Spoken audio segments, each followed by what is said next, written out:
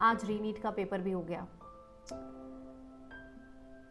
बहुत बच्चे खुश भी होंगे एंड उनका सिलेक्शन हो रहा होगा, नंबर आ रहे होंगे। Congratulation from my side. But ये वीडियो उनके लिए नहीं है, ये वीडियो उन बच्चों के लिए है जिन्होंने उस ट्रॉमा को फील किया है कि पेपर पहले लीक हुआ, उन्हें जितना मेहनत करा था वो मेहनत पहले पानी में गई, फिर 1 महीना और इंतज़ार और मेहनत दोबारा करनी पड़ी। बहुत टफ होता है, बहुत टफ होता है दोबारा किताब उठाना, बहुत टफ होता है फिर से मेहनत करना, बहुत टफ होता है उसी चीज़ को दोबारा पढ़ना, बहुत टफ होता है उसी पूरे प्रोसेस को दोबारा गो थ्रू करना, वही एडमिट कार्ड, वही चेकिंग, वही पेपर में डर।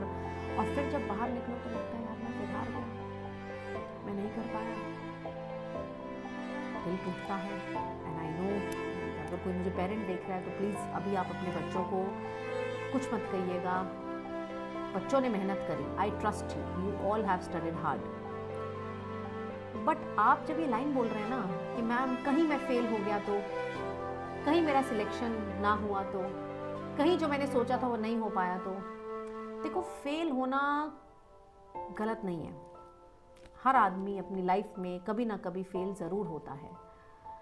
गलत है अंदर से हार मान लेना, गलत है अपने आप को एक एग्ज़ाम से तुलना करना, गलत है अपनी वर्थ डिसाइड करना on the basis of one exam.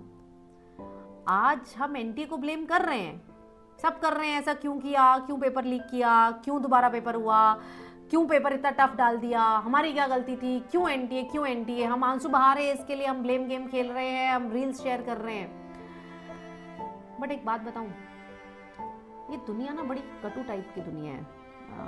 ये अपना फ़ायदा देखती है।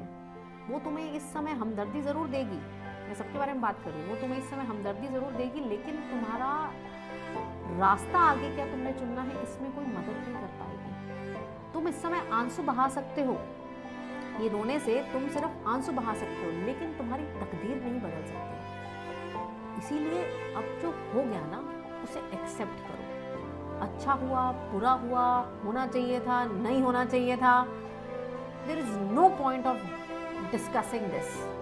The only point is thing has happened. जो आपका स्कोर आ रहा है वो आ रहा है, वो अब कोई चेंज नहीं कर सकता। तो अब हमें आगे के बारे में सोचना है। एंड माना यार नहीं हो रहा सिलेक्शन, माना कि ठीक है सिचुएशन ऐसी थी और बहुतों के साथ ऐसी थी, बहुत बच्चों का इस वजह से नहीं हो पाया बिकॉज वो रीनीट वाली एंग्जाइटी नहीं हैंडल कर पाए, बहुत बच्चों का इसलिए नहीं हो पाया कि यार फिजिक्स इतना टफ आ गया कि बहुत सारे क्वेश्चन नहीं हिल पाए।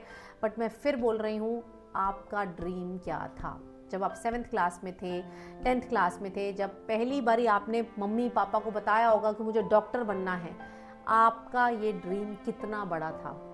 अगर तो आपका ड्रीम था कि ठीक है नहीं ये नहीं हुआ तो कुछ और कर लेंगे, तो प्लीज़ कुछ और करिए। There are ample number of opportunities जो कि अच्छी हैं एंड उसमें भी अच्छा आप करियर में कर सकते हैं। लेकिन अगर आपका ड्रीम सिर्फ यही था कि डॉक्टर ही बनना है, कुछ भी हो जाए, कैसी भी तकलीफ आ जाए, ये तकलीफ ही है बेटा। रीनीट होना, पेपर लीक होना, पेपर टफ आना, ये सब तकलीफ है। लेकिन एक बात बताऊं, ये तकलीफ सिर्फ तुम्हारे साथ नहीं है। सच्चाई ये है कि 22 लाख बच्चे सेम चीज़ फील कर रहे हैं। 22 लाख बच्चों का पेपर दोबारा हुआ, 22 लाख बच्चों के साथ एंग्जाइटी हुई, 22 लाख बच्चों के लिए दोबारा जो पेपर आया वो टफ आया। तो इसीलिए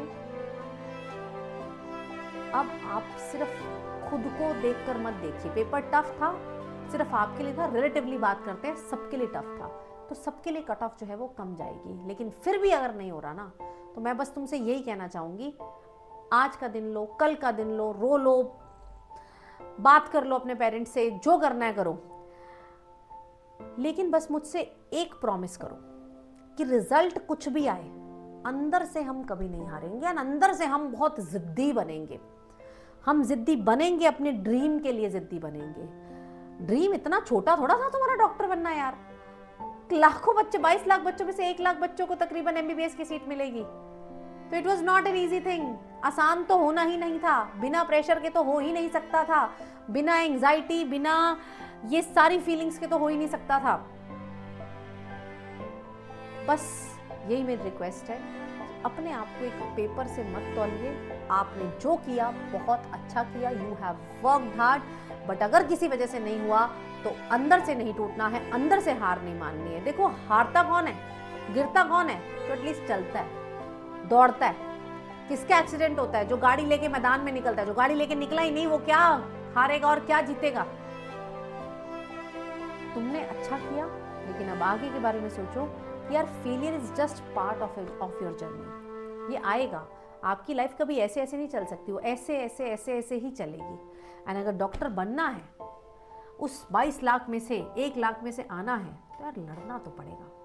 अब हो सकता है सिस्टम से लड़ना पड़े, हो सकता है खुद से लड़ना पड़े, हो सकता है रिश्तेदारों से लड़ना पड़े, बट लड़ना तो पड़ेगा। और स्ट्रांग होकर ही तुम ये लड़ाई जीत सकते हो।